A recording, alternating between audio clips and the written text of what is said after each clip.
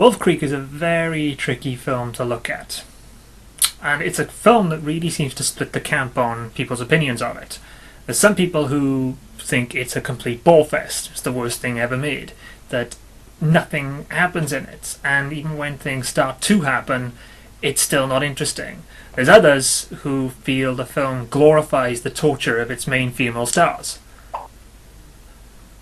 What does he know? And there's others who see it as a very raw and hard-hitting horror film that pulls no punches in its depiction of what the characters actually go through in this film. Me, I kind of fall into the camp of enjoying it, even though I know I really shouldn't. From the way it's shot and framed, it can really make you feel uncomfortable in some of its scenes, and if you allow it to suck you in, it can downright shock you. Make no mistake, this is not a comedy, and you probably won't be laughing when watching this video either. But you've already clicked play, which means I'm hopefully getting paid for this. Following on from my Scream retrospective, a series that prided itself on following the rules of horror, Wolf Creek doesn't even attempt to place itself as a horror film with rules. It's realistic, shocking, plays with audience expectations, and its scares don't come from any real jump-out moments, but more from the atmosphere generated on screen. The score is subtle and only adds to the build, and it really is one of the most terrifying films I've ever seen. And yes, I will be talking about all those things in this video. So if I've managed to sell the film for you in any way based on that opening spiel, stop watching now and go and watch the movie. Then come back and re-watch this review. That way I get 2 views for the price of 1. My experience with the film occurred when I was in Melbourne in the middle of my travel year, staying in a hostel where a group of guys who were about to make the drive to Wolf Creek Crater put the film on. The Wolf Creek Crater is a meteorite impact crater which can be found in Western Australia, and it's a popular site for people visiting the country. It's also in the middle of nowhere. I never went there, and after watching this, I'm kinda glad I didn't. The film, released in 2005, marketed itself as being based on true events, and while that's not technically true, it does take its inspiration from the death of a backpacker, and the way the film is shot, in an almost documentary-type way, does give it a very realistic feel, not unlike the original Texas Chainsaw Massacre. The film pretty much features 4 main characters: British-born backpackers Liz and Christy, Sydney-born tag-along Ben, and outback rogue Mick Taylor. The first half of the film revolves around the 3 backpackers and their journey to the crater. As someone who has backpacked and hitchhiked along the east coast of Australia, these sequences do strike a particular chord with me. From the hostel parties, to the sleeping on beaches, to just the endless car journeys with seemingly nothing but open road and wilderness for hours upon hours, it is something I can really identify with. And it reminds me of the time I managed to get a ride from Cairns, Australia to Airlie Beach, which was up to 8 hours of driving, so a lot of the scenery seen in the film's opening I can vouch for. However, whereas the film has a rotating system of drivers, my driver, who was determined to get to Airlie by a certain time, wouldn't stop for anything. So at one point, he's got a hot dog in one hand, he's got a drink in the other, he is steering the car with his knees, and between his legs he has an empty bottle which he's urinating into. This is a man on a mission, and I apologise right now for the picture that's probably flowing around in your heads. If you need to go to the bathroom, now's the time. Also, unlike other films where the mobile phone does not work argument can be seen as a cliche, when you backpack, you generally don't have a mobile phone with you, or, more than likely, you end up in an area where they just will not work. This was before the age of touchscreen iPhones where you could reach every sector of the planet through the power of your mind. If you get lost out in the wilderness, believe me, you're on your own. And the film goes a long way to showing this, with many shots just showing how there is nothing for miles and miles, only the speck of the car or the travellers far off in the distance. It's both beautiful and haunting at the same time. Something else I'd like to comment on though is that the characters, for me at least, come across as real and likeable. They're enjoying their freedom, and when the twist comes, they're terrified and you buy it. The 3 main characters, Liz, Christy and Ben, also come with their own minor complications. Liz likes Ben, Christy likes Ben. Ben likes Liz, but Ben supposedly has a girlfriend back in Sydney. Yeah, like that would stop him. Now, let me clarify. For anyone out there who's ever backpacked, when it comes to the morals of relationships, be they casual or long-term, they usually get left behind back at the airport. Now, there probably are a few exceptions, but look at it from this point of view. You are in a foreign country meeting people from all around the world. You're free of rules and responsibilities, you're going to be getting drunk, you're going to be mingling.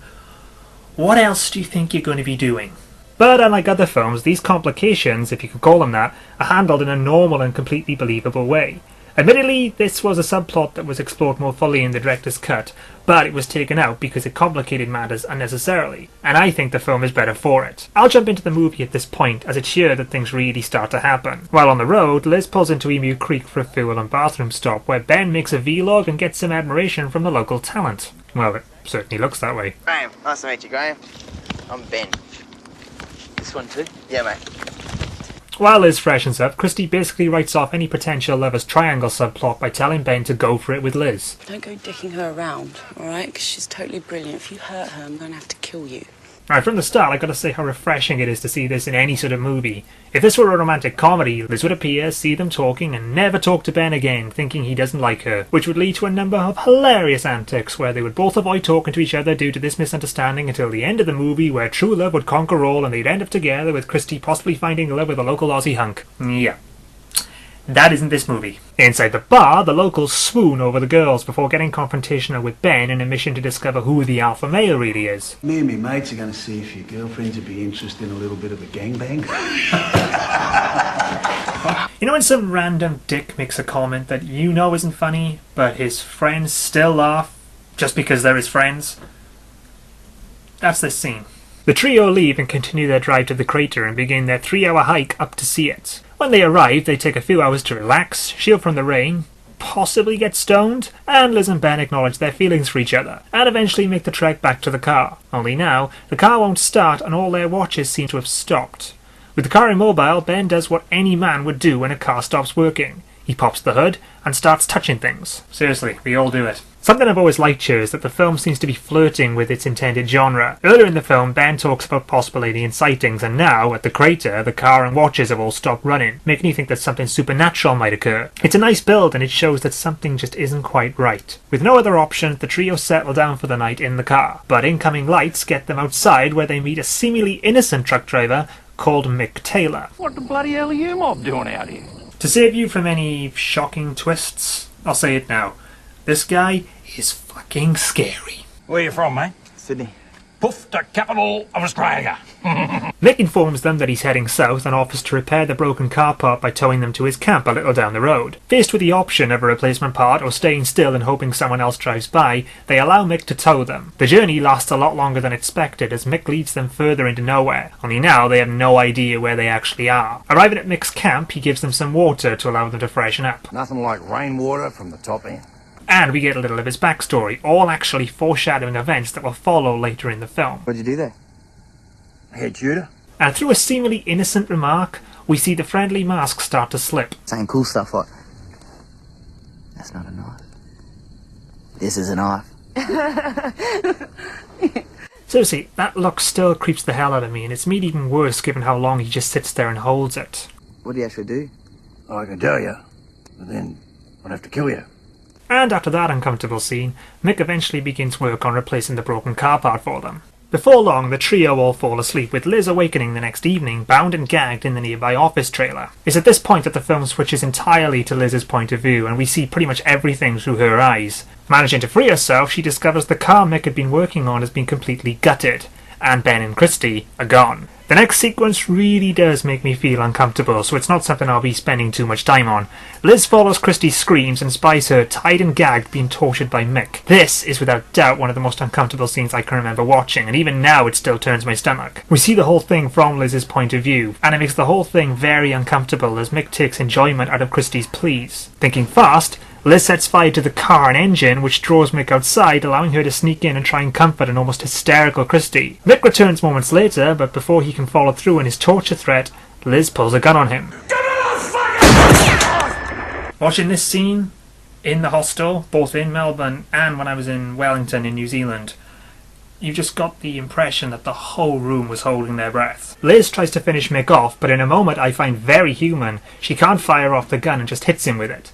You may roll your eyes at this, but I've always felt this to be a very human reaction. This is probably the first time she's ever held a gun, let alone fired one. She's terrified, and she's just shot a man. She really doesn't know what to do or how to handle it, and she's panicking. Liz frees Christy, and the two girls escape into Mick's truck, but with no keys, Liz has to re-enter the garage. Standard horror convention? says he grabs her. He doesn't, and Liz manages to find the keys and start the truck, although now Mick is up and lets off 2 shotgun rounds into the truck's front screen. Liz floors the accelerator, which Mick manages to avoid, and then drives off. Mick gives chase, leading the girls to come to a stop at a cliff edge. Thinking fast, Liz and Christy push the truck off the cliff and then scale down the cliff's edge. Mick arrives and begins inspecting the scene. I love this shot with Mick silhouetted against the truck light. It makes him look ominous and intimidating, with the musical score just teasing the audience. Deciding to fully inspect, Mick heads down to the truck wreck while the girls climb up. Unable to steal the van as Mick has taken the keys, they head back to camp hoping to find another car. As Liz notes, they're in the middle of nowhere. Leaving Christy behind, Liz orders her to run for help if she's not back in 5 minutes. Now, I'll be honest, at this point, I felt that the character of Liz was becoming more of what a cliched horror character would sort of do in these situations, and not what a normal person would do in these situations. Up until now, she's acted in a very human type way, but it's when she gets back to the camp that she starts sort of taking on this sort of horror movie character as opposed to acting like a real life person. And I can understand why she's got to go back to the camp. They need to go back to the camp to get a car. They're in the middle of nowhere, they need to get away. But it's what she does at the camp which doesn't really feel realistic to me. Liz heads back to the site and discovers a garage containing many cars and trucks that Mick has collected over the years. Did she just pick up a knife? She just picked up a knife. Awesome. Scouring the scene, she discovers clothes and belongings from Mick's previous victims, and even a video camera showing that Mick has been doing this for a very long time. And then discovers, through a quick view over the footage shot by Ben earlier in the movie, that Mick had been watching them ever since Emu Creek. Finding a set of keys, Liz climbs into a nearby car and after some fumbling, starts the engine, allowing her to finally relax. Liz, mortally wounded, falls out of the truck. Taking his time, Mick swings his knife, which removes a number of her fingers, before assaulting her, and then finally, in order to discover Christie's location, severs her spine, which leaves her completely paralysed. Head on a stick? Remember what I said about this film not following the rules of horror? What they've effectively done is killed off the main character, and the audience's eyes in this movie. Don't kid yourselves, Liz is dead, and she's not coming back. There's no big reveal where she's suddenly alive and well at the end of the movie. War of the Worlds, this is not. This is what I meant when I noted how raw the film is. I can still remember the gasp that went around the room when we saw he was sitting behind her, and the total silence that followed this scene. And this was from guys who'd been sitting there the whole time complaining that nothing was happening in the film. They were totally sucked in by this point too. Christy awakens sometime later, and with no sign of Liz, she does what she was told, and heads for the nearest road. With no one in sight, she just runs, before eventually a passing motorist finds her and helps her into his car. A gunshot off screen, however, downs the motorist, which kills him. This brings to light some of the foreshadowing from earlier about Mick and his head shooting days. Christy gets into the car and drives for her life, but Mick easily catches up to her. But in his taunting, Christy forces him off the road. Wild with relief, Mick casually aims his rifle, which blows out her tyres and forces her off the road. Barely conscious, she opens the door and tries to crawl away, only for Mick to coldly shoot her in the back. First from distance, and then from close range. Cold. And then in a beat that can be interpreted many ways, Mick, finally alone, takes in the moment and leaves you as a viewer just wondering what could possibly be going through his mind at this point. He loads Christie's body into the car boot, along with another body, possibly Liz, possibly of the body of the man he just shot, and then sets the car on fire while enjoying a smoke before heading back to the site. En route, Ben awakens, having been crucified in a cave. Well, at least he hasn't been crucified upside down. I've heard that's a real bitch. Hi, I'm Bayless! Managing to free himself, he does the smart thing and runs like hell. Granted, he doesn't know the fates of Liz and Christy, but the guy is bleeding from the wrists, is clearly disorientated and frightened for his life. To me, it almost feels like the more human thing to do. Am I saying that if I was in this situation where I'd been crucified, freed myself, and then had the chance to look for my friends or run for my life, I'd run for my life? I don't know. If anyone out there has ever been in that situation, please, let me know what you did. Ben runs, eventually passing out near a road, and is discovered and driven to safety, where he's eventually airlifted to a hospital, and through the film's epilogue, we see that Ben was held in custody for the suspected murder of Liz and Christy, before eventually being released. And then we get a final shot of Mick, walking into the horizon before fading out. And that's Wolf Creek. It's a film that certainly won't be to everyone's tastes, but with the announcement that they're going to film a sequel with John Jarratt reprising his role as Mick Taylor, it's something I'm interested in seeing. The character of Mick really does come out of this film as a terrifying and unstoppable force, and thanks to some great lighting and camera angles, his very silhouette makes him instantly recognisable and threatening. It also helps that Jarratt throws himself into this role with gusto, and you can't take your eyes off him when he's on screen.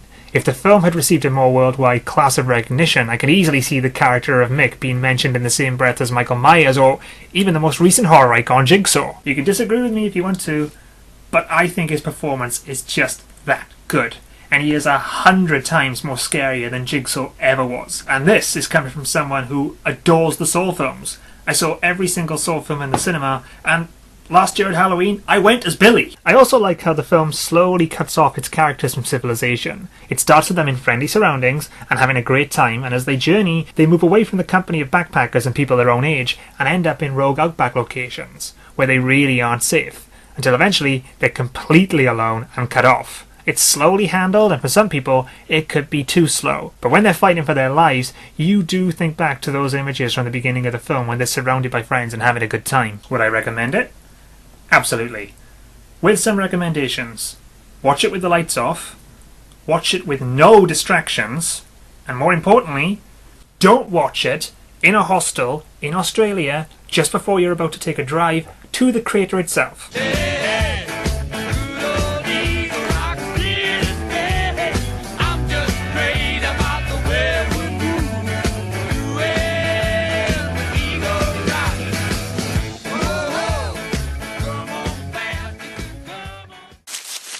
Rob Walker. Who? Doug Walker's brother. Oh, okay.